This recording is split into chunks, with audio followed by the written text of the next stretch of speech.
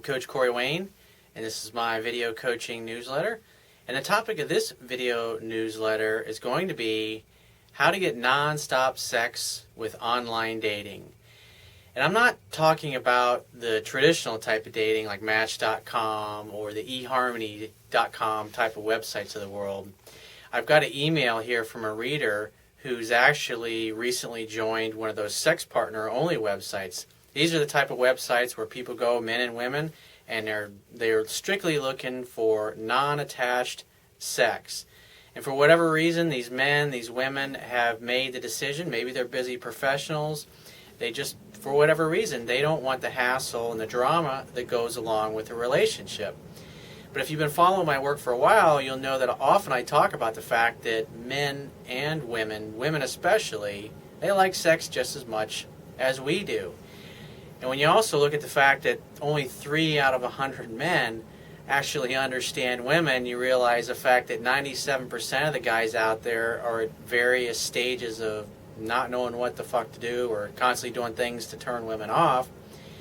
You can kind of see why these sex partner type of websites have risen, because women go out on date after date after date with different guy after different guy after different guy, and none of these guys get it. They're needy, they're clingy. I mean, I read their emails. I've been talking to women for over a decade about this stuff and asking them about it, and that's the biggest complaint they have is guys act so fucking weak. They act like a bunch of goddamn pussies. They don't know how to be men. It's because we've got this media, television, and movies that are constantly giving us this archetype of very effeminate men that act like women, that are all in touch with their feelings. And it doesn't mean as a man you never express your feelings, but when you look at what's presented to us in Hollywood, you've got these archetypes that are usually written by people that are writers, and a lot of these guys that are writing these shows, they're not successful with women, and so they write about things the way they think they should be. And so you get this image that's constantly presented to children when we're growing up, that boys are supposed to be weak and women are supposed to be strong and act more masculine. And when you look at people in the media, whether it's watching a football game or just people on the evening news, it's they've got this fucking facade and this persona, like the women especially, and they talk real deep and they look real serious in their face, and they don't act like women at all. I mean, look at some of our politicians. Look at, and I'm not saying I support either one, I'm saying look at a Hillary Clinton versus a Sarah Palin. Now, out of those two women, which one acts more like a woman, like a feminine, sexy woman, and which one acts more like a man? I mean, just look at D.C., look at Washington. What do you typically see? Women that are very feminine and take care of their bodies, they tend to grow their hair long, they tend to be in good shape. But women that are unhappy or that are in unhappy relationships, what do they tend to do? They tend to become overweight, they stop wearing makeup, they butch their hair. You know, the hair style that they have, they don't have long hair anymore. They pretty much look like guys, and they act like guys. Why? Because of the minute they're married to or that they're in relationships with are so effeminate, and they don't know how to take the control and direction in a relationship. And so what happens is the woman has to make up for this by getting into her masculine. And because the man, instead of being as masculine, is kind of floating back and forth between being a man and basically being a woman, the way they act in a relationship. And over time, the woman hardens herself to this, and she basically gets so used to being in her masculine in the relationship that the polarity is totally gone, and neither one of the two are attracted to one another or have sex. I mean, I can't tell you the number of guys that I've talked to and coached over the years, or friends that I have had that are married, and they've been married and they haven't slept with their wife in 5 or 6 years. And since they're married, they're not sleeping with each other, and since they're in an exclusive relationship, they're expected to be faithful. They're very religious or whatever, so they're not getting sex from their wives, and they're not getting sex anywhere else, and so they're pretty unhappy and pretty unfulfilled. And when you go to, all you have to do is go to a mall or go sit in a restaurant or go sit on the street and just watch couples walking by. Watch who's holding hands. Watch who's being affectionate. Look at the body language, look at the physiology, and you'll be able to tell in an hour or two that most people that are in relationships, they're miserable. They're not happy, and they're not fulfilling each other's needs. And so, I mean, our society's convention around relationships is that you should only have sex if you're in a relationship because, I mean, when you look at like marriage and the history of marriage and where it came from, and basically what you had during the Middle Ages was the Catholic Church started encouraging couples to stay together because you had people that were sleeping together. The woman gets pregnant and the guy just takes off and goes wherever. And it was a way for the church to kind of help protect the family environment and provide an environment where children would be cared for instead of having all these illegitimate children run around that didn't have a father figure or that were raised by the father and the mother wasn't around. And so we have this tradition hundreds of years later, and good or bad, I'm not judging either way. All I'm saying is I'm looking at the history of the fact. And so you look at websites where it's like I said, women that are on Match.com or eHarmony.com tend to be looking for relationships, but women that obviously are on these sex partners websites I'm sure in a lot of cases, a lot of these women have just gotten to the point where they're so fed up with men in general and the fact that most men just have absolutely no idea how to communicate or interact with them that they still have the same desires, the same sexual desires. They want to be fulfilled. They want to have passion. And so they figure, you know what? I can't find a great guy to have a relationship with, and I don't want to go without the sex, and I don't want to get into a situation with because they may have gotten into a situation where they had a guy that they had friends with benefits, and the dude gets all hung up on them and then wants a relationship. And then, it becomes something that's drama-based, and then she ends up having to break up with the guy and break it off eventually. But a lot of these women, you can see if only 3 out of 100 guys get it, women just says, you know what, fuck it, I can't find a relationship, I still want to be fulfilled, and so they'll join a sex website. And what happens a lot of times is they start having sex with somebody and they have some real chemistry with them, and then you end up getting into a relationship with them anyways. I've had lots of friends, and I have people that used to work for me over the years that have gone on these websites, and that's 9 times out of 10, that's what happens. They'll screw around, they'll have sex with a few different people, then they'll find one person they'll have a connection with, and then you end up getting into a relationship. And that's the nature of reality. That's the nature of our evolving human relationships. I mean, the bottom line is people want to have their needs met, and that's one of the ways that they're going about fulfilling it. So I'm going to read this email to you that this guy wrote me. He's widowed, and so he's getting back, obviously, in the dating world. He's read my book.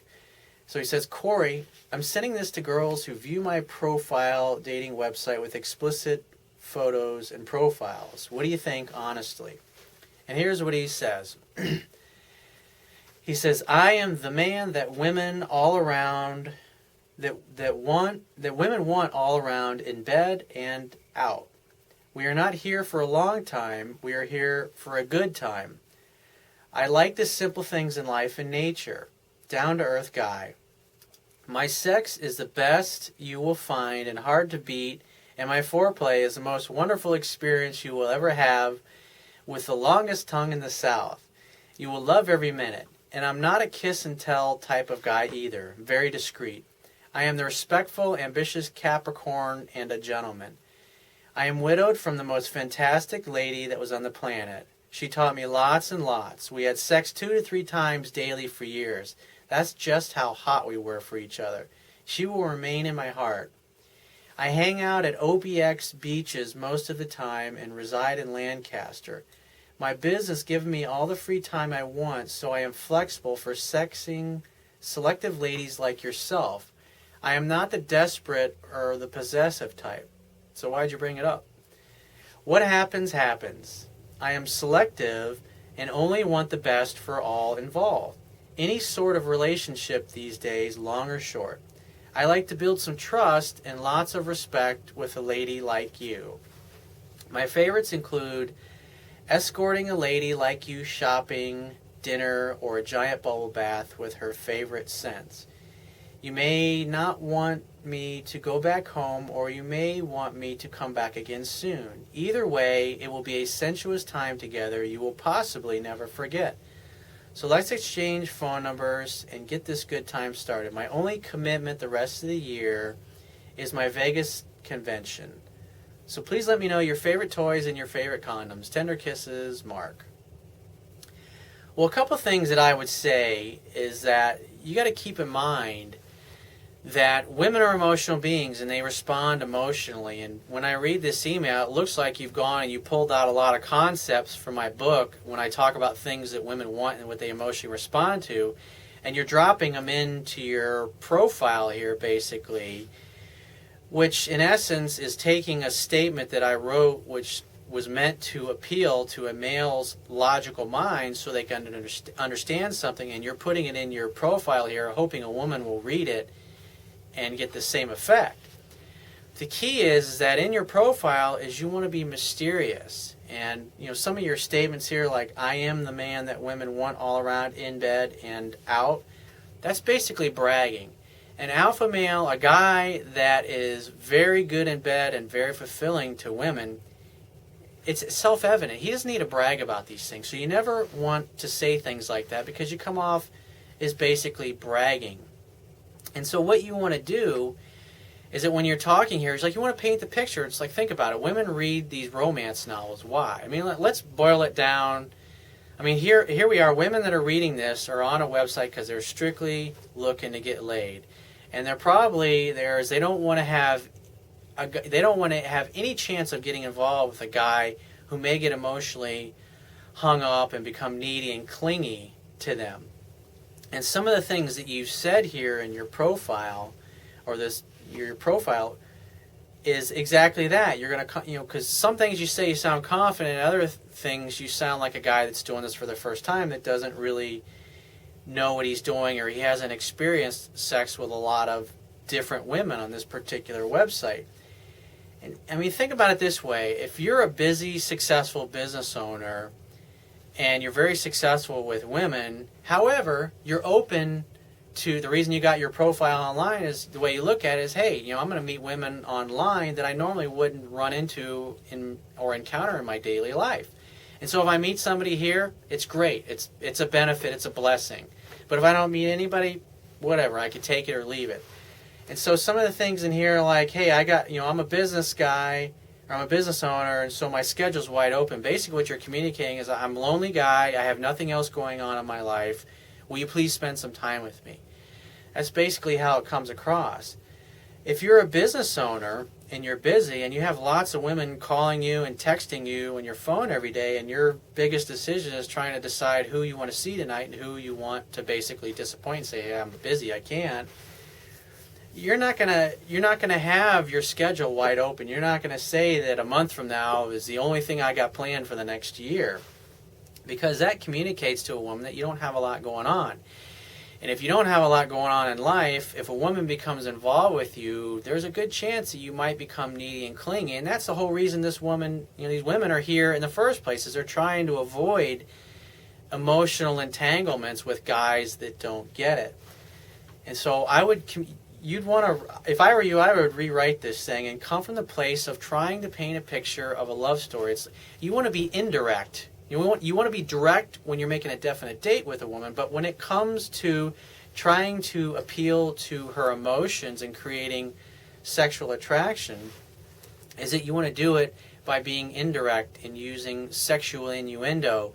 Because again, women are like cats. They like mystery. They want to discover things. And so if you talk about things in a roundabout way that's obvious what you're talking about, but without having to come out and use explicit words, it's a lot more fun. Because what you're doing is you're painting a picture, so in her mind she can see herself in this little vision that you've created or that you're talking about, and see herself in it with you.